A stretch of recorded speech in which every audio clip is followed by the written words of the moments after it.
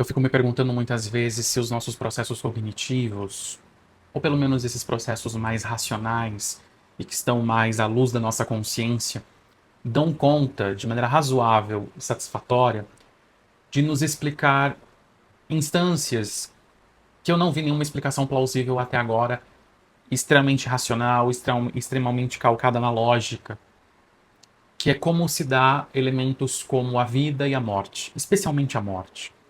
Especialmente. E esse processo, né, de vida e morte, de morte e vida, processos aí do qual nenhum ser humano escapa. Eu não sei se os nossos processos cognitivos mais lógicos dão conta de nos explicar isso de maneira convincente. Mas a arte, sim. A arte, a fantasia. E talvez por isso a gente precisa pensar na vida e na morte com a cabeça, mas também com as nossas sensações, com as nossas vísceras, com o nosso corpo. E eu reforço essa ideia depois de ter visto nos cinemas, lançado aqui do Brasil recentemente, o filme Hamnet, A Vida Antes de Hamlet, a tradução aqui do título no Brasil. Hamnet é um filme, é um relato ficcional levado às telas do cinema pela diretora Chloe Zhao, que assina o roteiro junto com a autora do livro que inspirou esse filme. Um livro de mesmo nome, Hamnet, escrito por Meg O'Farrell e lançado em 2020. Como eu falei, é um relato ficcional de uma parte da vida de William Shakespeare, que não há nenhum relato histórico com embasamento, com credibilidade, que possamos ali ter acesso de fato ao que aconteceu com William Shakespeare na formação de sua família, da sua família nuclear, bem como que ele se como que ele lidou, como que se sucedeu com ele a morte do seu filho mais jovem, o Hamnet, que morreu aos 11 anos de idade. E o livro e o filme vão contar essa história. Mas é um relato ficcional, porque também o que se conta no livro e no filme não é apoiado por nenhum tipo de evidência histórica sustentada. Mas nem por isso é menos válido. O que Meg O'Farrell e a Chloe Zhao fazem aqui é um resgate da figura da esposa, da primeira esposa de William Shakespeare, que é a Anne Hathaway. Inclusive, o próprio nome dela é objeto de controvérsias. Por quê? Em vários relatos de biógrafos, historiadores, se encontra o nome da esposa de William como Anne Hathaway. Mas há um registro do testamento escrito que o seu pai deixou para ela, em que ele chama ela de Agnes. E esse é o nome em que a autora do livro, a Meg O'Farrell, e a cineasta Chloe Zhao batizam a personagem. Então, o filme ele conta a história de como se sucedeu o luto de William Shakespeare a partir do seu filho, pela ótica especial da sua esposa, da Agnes, que é interpretada no filme pela Jessie Buckley.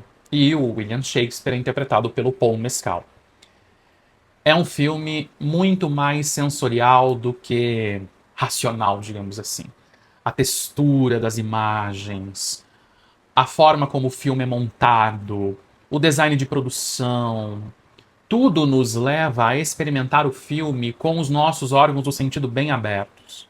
Até mesmo tem uma frase que se repete ao longo do filme, que foi um ensinamento, talvez o mais forte ensinamento que a mãe da Agnes deixa ela, que é, apesar de qualquer tipo de experiência, deixe sempre o seu coração aberto. E a gente precisa ver Hamlet com o nosso coração aberto e com os nossos órgãos do sentido abertos. Porque aí sim a gente embarca com toda a nossa visceralidade nesse filme. E não é difícil, gente. Não é difícil embarcar nesse filme. E aí a gente, quando a gente vai se dar conta, a gente está imerso nas emoções dos personagens. E quanto mais a gente se vê imerso nas emoções dos personagens, especialmente na primeira parte do filme que fala de como Agnes conheceu William, como eles se relacionaram e como eles formaram a família deles, como foram os processos de gestação da primeira filha do casal, a Suzanne, e dos gêmeos, Judith e Hamlet. Quanto mais a gente está ali vislumbrando a formação dessa família, a consolidação dessa família, mais a gente se sente parte dessa família, porque é muito intenso. É emocionalmente muito forte. E quanto mais a gente se sente embrenhado nessa família, e por um outro lado, a gente sabe do que estará a acontecer daqui a alguns minutos, um terror, uma espécie de pânico vai tomando conta da gente. Porque assim, a história, essa parte da história, ela é embasada em fatos reais. Hamlet morre aos 11 anos de idade. E o livro e o filme se pautam pela experiência do luto de William e de Agnes a partir da morte de Hamlet. E todo o primeiro ato do filme conta a história dessa família antes de Hamlet morrer. E a gente sabe que Hamlet vai morrer em algum momento. A estação climática muda, a experiência sensorial do filme, que é cheia de cores, de vibrações, até mesmo de cheiros, o cheiro das ervas, o cheiro do mato, que vem muito embrenhado na experiência da própria Agnes com a natureza. Toda essa sensorialidade muda a partir do momento que a gente vê o adoecimento da Judith, a irmã gêmea do Hamlet, e logo em seguida do adoecimento e da morte do único filho homem do casal, o Hamlet. E aí a gente se vê devastado, quase que na mesma força de devastação que acomete a personagem Agnes, a mãe do Hamlet, numa interpretação assim arrebatadora, digna de todos os prêmios. Ela com certeza é favorita ao Oscar de melhor atriz esse ano. E assim, com todo o louvor possível, a interpretação da Jessie Buckley nos leva a experimentar o luto junto com ela. Não apenas pela interpretação dela, mas porque, como eu falei para vocês, o filme nos conduziu a estarmos enlaçados nessa família. E a morte de Hamlet é uma morte traumática, uma morte pesada, uma morte com muito sofrimento. E aí, logo depois, a gente está ali comungando junto, especialmente de Agnes, desse luto. Do luto de uma mãe que perdeu seu filho e que tentou salvá-lo de todas as formas que ela teve na mão para salvar. Inclusive, Agnes é colocada no filme como uma espécie de força da natureza, como alguém que sabe todos os dons da natureza e que pode promover a cura para uma série de moléstias, para uma série de adoecimentos a partir do que a natureza oferece. Mas mesmo assim ela não consegue salvar o seu filho. E a gente se vê então enlutados junto com essa mãe. E nesse momento em que a gente vivencia o luto junto com Agnes, a gente não vê de forma muito próxima como William elabora o seu luto, porque o William, nessa altura do campeonato, já está se consolidando como um dramaturgo de renome em Londres. A família dele ainda reside no interior da Inglaterra, numa cidade chamada Stratford, e ele precisa ir para Londres, porque a sua companhia de teatro está ganhando força, está ganhando visibilidade. E no meio desse processo de luto do filho, ele precisa voltar para Londres porque precisa dar ali condições para a companhia de teatro voltar às atividades e ele poder trabalhar e sustentar a sua família. Então a gente vê Agnes solitária com esse luto. Como a gente já viu Agnes solitária com o luto da sua mãe. Ela perde a mãe, o filme retrata isso, ela perde a sua mãe muito jovem, ainda criança.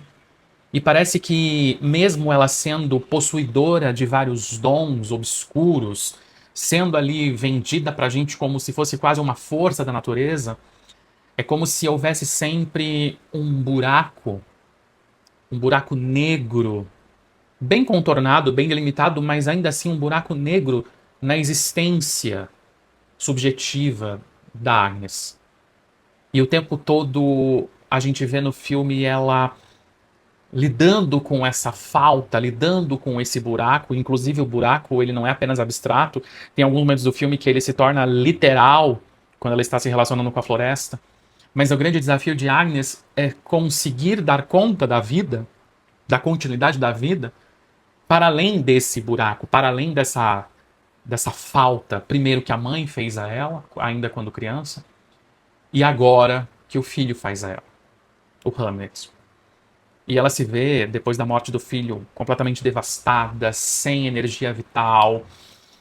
Aquela mulher desbravadora da floresta, ela perde quase toda a sua força anímica para exibir isso. Enquanto o William está em Londres. E aos poucos a gente vai se aproximando, reaproximando de William, entendendo o que ele está fazendo com o luto dele. Não é porque ele está longe da família que ele não está vivenciando seus processos de luto.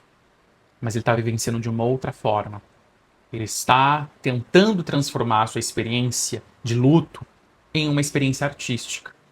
Na história como ela é, dos fatos, Hamlet, que é a peça mais famosa da dramaturgia de William Shakespeare, Hamlet é lançado 4 anos depois da morte do seu filho Hamlet. E, na época, na língua inglesa, os nomes Hamnet com N e Hamlet com L eram intercambiáveis, eram similares. Então, quem era chamado de Hamlet também poderia ser chamado de Hamlet. Então, também há essa ambiguidade. E ele está escrevendo essa peça. E ele vai lançar essa peça, vai exibir essa peça ao público londrino.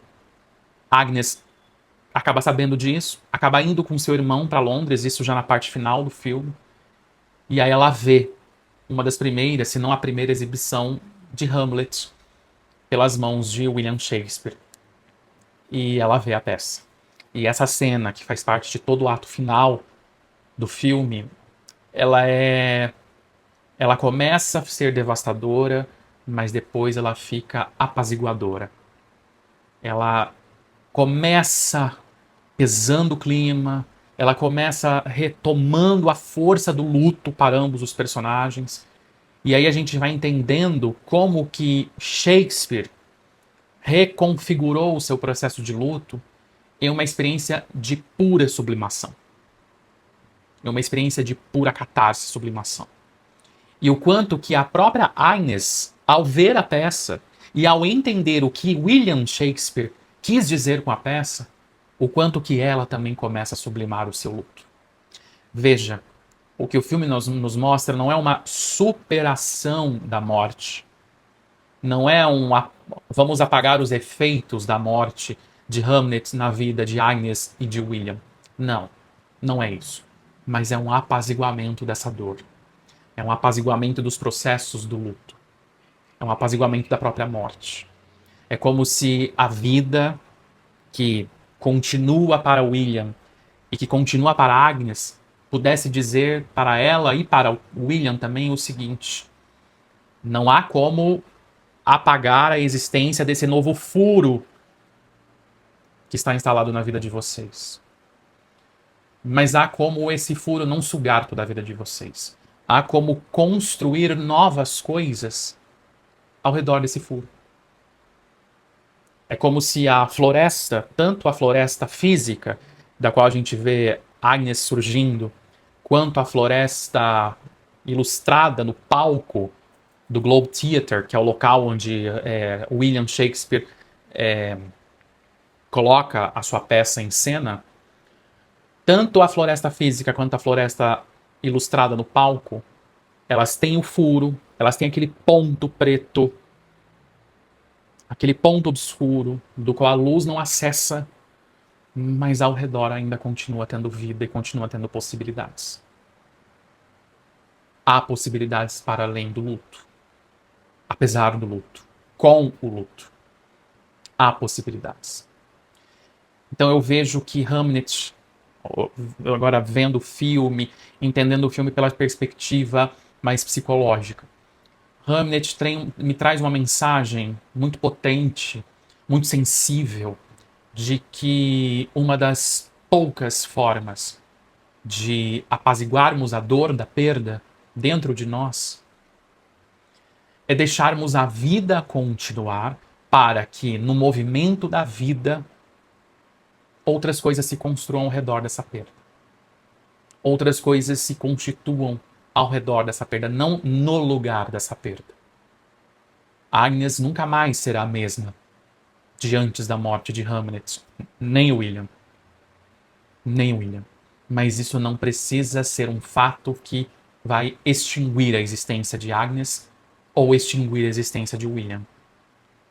Então, Hamlet é um convite a gente pensar que o caminho para elaborarmos a morte, elaborarmos o luto, elaborarmos a falta, é podermos dar continuidade à vida, movimentarmos a vida, a fim de que haja possibilidade de encontrarmos novas coisas, novas reconfigurações, novas construções ao redor dessa perda, que é uma perda fundamental. É uma perda fundamental. Mas não é uma perda de fundação. Não é uma perda completa. A vida continua, pode continuar, mas não para superar. Não é para superar. A vida pode continuar para nos dizer: continua, reconfigure, reconstitua isso de um outro jeito, de uma outra maneira, sem apagar isso. Mas você pode reconstituir outras coisas ao redor disso. Você tem a capacidade de fazer isso. O William teve essa capacidade e na última cena do filme a gente vê que, pela expressão de Agnes, pelo que acontece ali nos últimos segundos do filme, ela também vai conseguir. Ela também consegue. Então, fica aqui meu convite para vocês irem até o cinema, desfrutarem dessa experiência mágica, sensorial, visceral, que é assistir Hamlet, e podermos continuar pensando juntos sobre como que a gente pode continuar caminhando na vida, apesar das nossas perdas, apesar das nossas faltas, apesar das mortes que acontecem ao longo da nossa trajetória. E que a arte é um exemplo disso.